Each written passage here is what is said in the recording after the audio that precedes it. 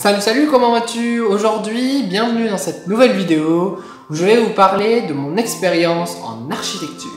De tout ce qui va être lié avec.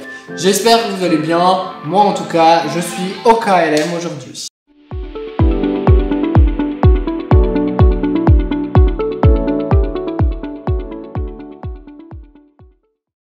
Je vais vous parler d'architecture, voilà. Je vais décomposer cette vidéo en plusieurs parties. Je commencerai d'abord par vous expliquer tout simplement quelques notions de base d'architecture. Puis je vous expliquerai en quoi j'ai un lien avec l'architecture. Et puis je pourrai vous expliquer tout simplement les expériences que j'ai eues liées à ça, voilà. C'est parti! Alors l'architecture, donc c'est une discipline qui consiste à créer des plans, à mettre sur papier, faire des dessins de ce qu'on veut réaliser. Ça peut être très bien des maisons, mais ça peut être aussi plutôt des ouvrages d'art. Donc qu'est-ce qu'on appelle ouvrage d'art? Un ouvrage d'art en fait ça peut être donc des ponts, des buildings, ça peut être des sculptures, ça peut être tout simplement des formes artistiques, voilà. Et donc en fait c'est une discipline artistique qui m'intéressait beaucoup étant donné que j'aime beaucoup tout ce qui est artistique. Après j'ai parlé dans les précédentes vidéos surtout de l'aspect artistique musique, donc la partie musicale, la partie surtout qui était très liée au chant, à la musique, voilà, mais j'ai toujours aimé beaucoup l'art en général. Et donc j'ai décidé dans cette vidéo de vous expliquer un petit peu mon parcours qui est atypique par rapport à l'architecture, voilà.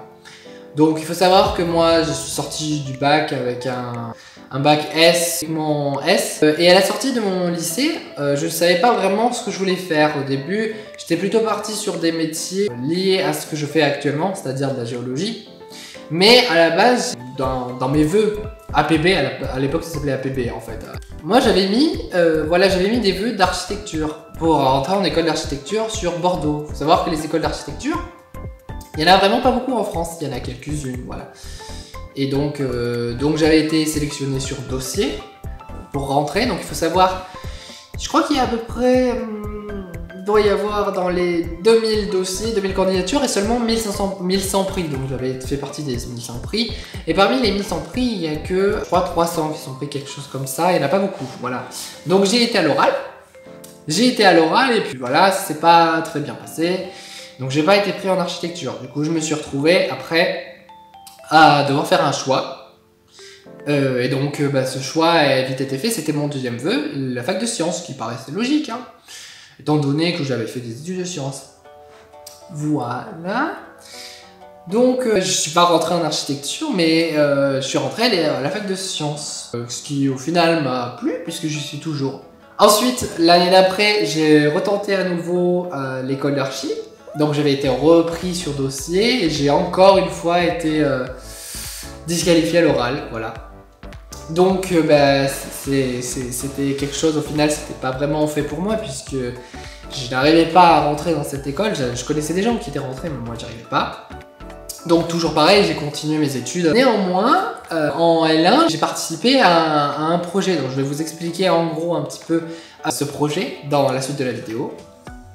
Donc le projet que j'ai fait, en fait, s'appelle Baticool. C'est un projet dont le but c'était de construire des maisons durables et adaptées au climat de régions arides. Et en fait, ces maisons devaient être installées sur Dubaï, voilà.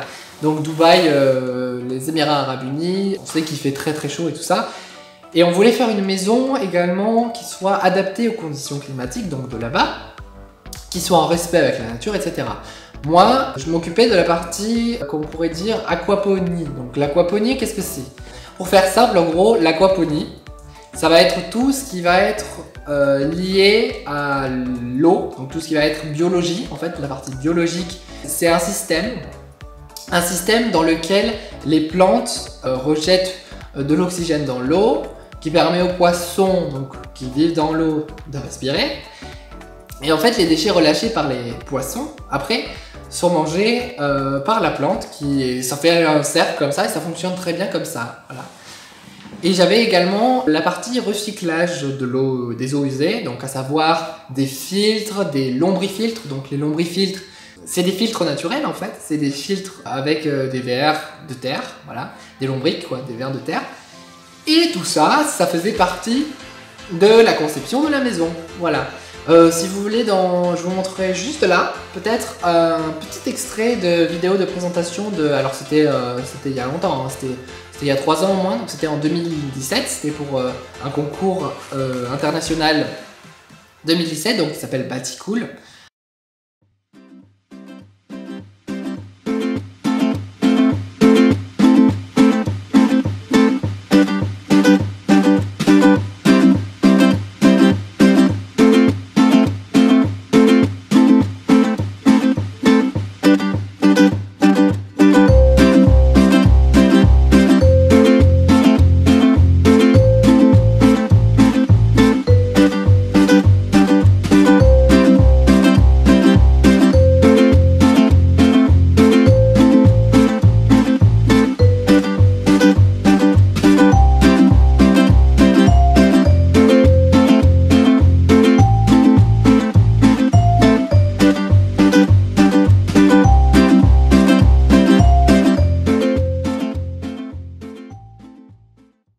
Donc voilà, je peux pas vous dire grand chose de plus. J'avais testé de rentrer, malgré le fait que je sois pas rentré en école d'archi, j'ai continué pendant un certain temps d'être en lien en fait avec tout ce qui est artistique du bâtiment.